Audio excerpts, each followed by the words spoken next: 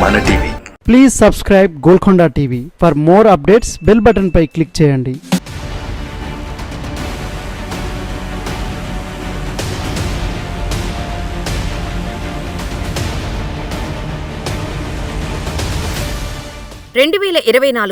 ఈసారి 400 సీట్లు గెలవాలి.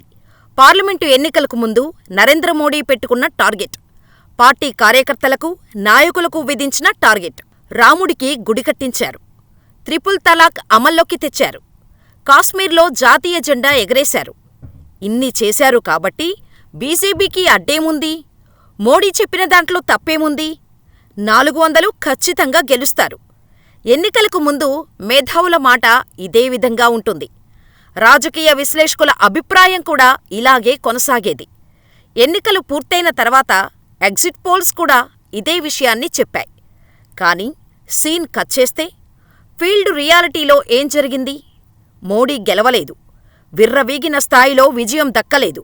అలాగని తలవంచే స్థాయిలో పరాజయం పొందలేదు. వాస్తవానికి 56 ఇంచుల ఛాతీ ఉందని చెబుతుంటాడు.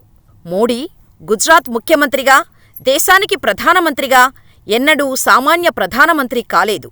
ఆ ఊసే అతడికి గిట్టదు.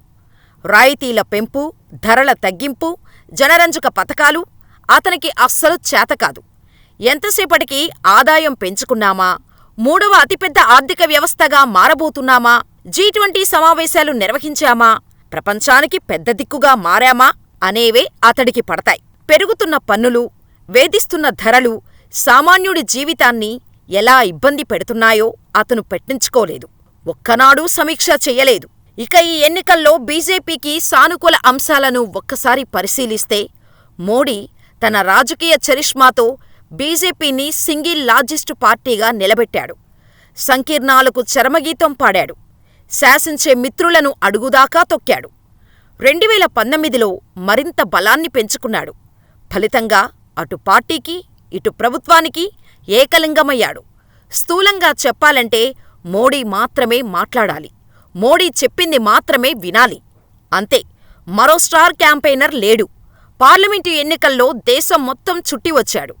చివరికి తన స్థాయిని తగ్గించుకొని ఏవేవో అన్నాడు. అలాంటి మాటలు మోడీ నుంచి ఎన్నడూ వినలేదు, వినిపించలేదు. ఇది ఒక ప్రతిబంధకమైతే 10 సంవత్సరాలుగా లేని ఐక్యత ఈ ఎన్నికల్లో ప్రతిపక్షాలలో కనిపించింది. ఫలితంగా మోడీ బలం 300 నుంచి 290కి పడిపోయింది. వాస్తవానికి ఎన్నికల పరిభాషలో దీనిని ఓటమి అని చెప్పలేం. అలాగని విర్రవీగే విజయమని సూత్రీకరించలేం. మోటు భాషలో చెప్పాలంటే పైనుంచి కిందకు పడ్డాడు. అంతే తప్ప పూర్తిగా పడిపోలేదు. అలాగని ఓడిపోలేదు. 56 ఇంచుల ఛాతీ 48 ఇంచులకు పడిపోయింది. ముందే చెప్పుకున్నట్టు మోడీ ఓడిపోలేదు. ఇప్పుడు కూడా ఆయనదే అధికారం, అతడే ప్రధానమంత్రి. కాకపోతే సంకీర్ణ ప్రభుత్వం. సంకీర్ణ ప్రభుత్వం అంటే ఎలా ఉంటుందో ప్రత్యేకంగా చెప్పాల్సిన అవసరం లేదు. నితీష్ కుమార్తో సావాసం చెయ్యాలి, చంద్రబాబుతో అంట కాగాలి, షిండేతో అలై బలై చెప్పుకోవాలి, అజిత్ పవార్ మీద ఆధారపడాలి. కాని ఇక్కడే చంద్రబాబు లాంటి నాయకుడికి బీజేపీ కంటే కాంగ్రెస్లోనే దోస్తులు ఎక్కువ. నితీష్ కుమార్ పరిస్థితి కూడా అంతే. సో అలాంటప్పుడు కీలకమైన నిర్ణయాలు మోడీ తీసుకునేందుకు వీలుపడదు. అడుగడుగునా చిక్కుముళ్ళు ఎదురవుతాయి. స్పీడ్ బ్రేకర్లు అడ్డు తగులుతుంటాయి. ఒక రకంగా దినదిన గండం 100 ఏళ్ల ఆయుష్షులాగా మోడీ కాలం గడపాలి.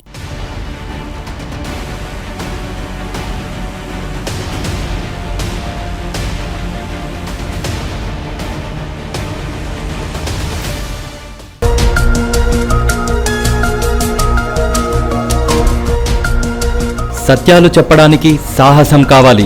నిజాలు చెప్పే పత్రికలు రావాలి. నిజం మా నైజం. మెట్రో పక్క తెలంగాణ దినపత్రిక.